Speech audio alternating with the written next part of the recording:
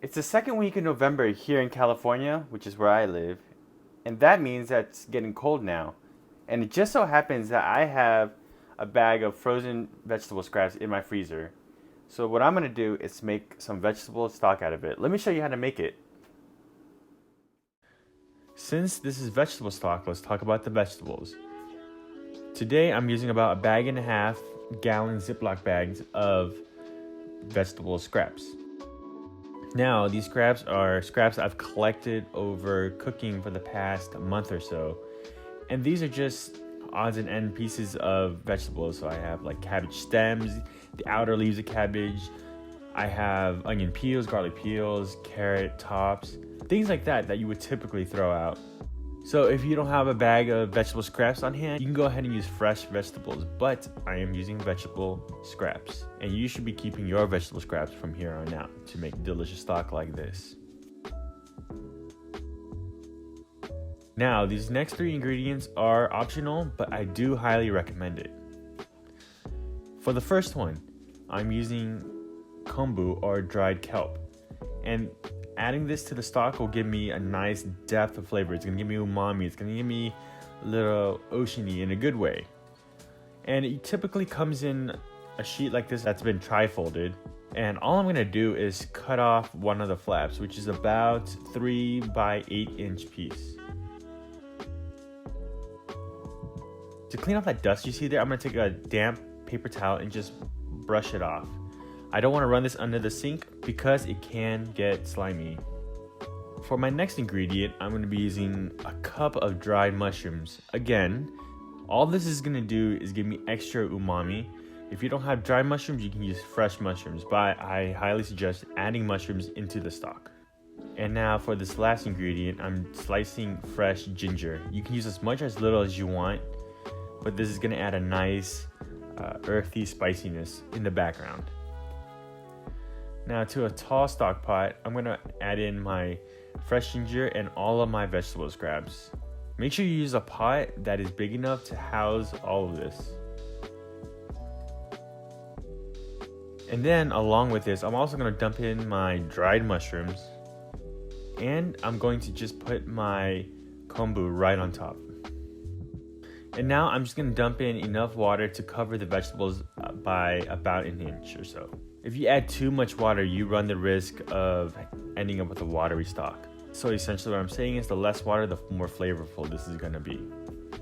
And then I'm just gonna give it a quick stir through, make sure everything is submerged and nothing is really peeking out. And all I'm gonna do is cap it and then let it come up to a boil and then boil it for about half an hour. So half an hour later, this is what I have. My vegetables should be soft at this point, my kombu should be soft at this point, and I'm just gonna mix everything through just to get a feel of how soft my vegetables are. What this means is that the softer they are, the more of their nutrients they have leached into the stock. Also flavor too. And now would be a good time to take out the kombu, because at this point it has done its job. If you leave it in there too long, the stock might end up bitter, and you don't want that. At this point, you can go ahead and strain it, but if you want it to be slightly more flavorful, I would go for another half hour or so. I cooked my stock for about an hour, but minimum half an hour, maximum of about 2 hours. I think any more than that, it wouldn't really change the flavor profile too much, so I don't think it's really worth it. So now all I'm doing here is just straining out my broth into a colander over some sort of vessel that can take all the liquid from the stock pot. And as you see here, I dumped out all the liquid and the vegetables into this colander, and I'm just gonna take a ladle and push it down and make sure I get every bit of liquid out of the vegetables, because this is flavor that I do not want to leave behind.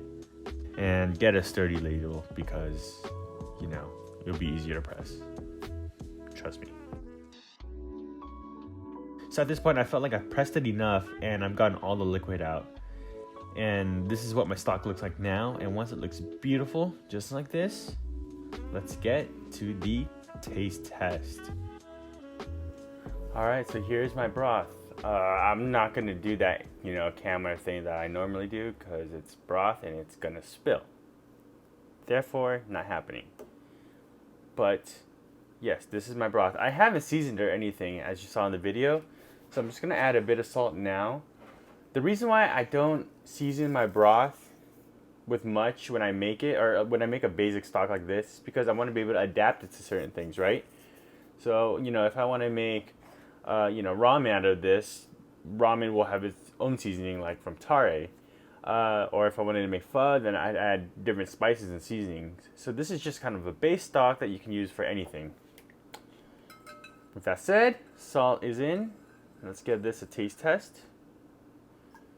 Alright.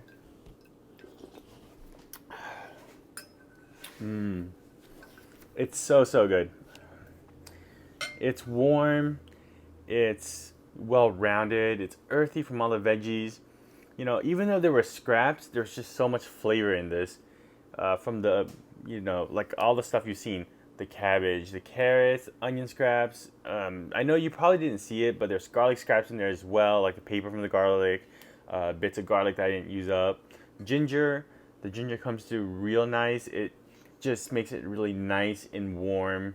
It kind of just soothes your soul, if you know what I mean. So give this recipe a try. Let me know how it goes in the comments below.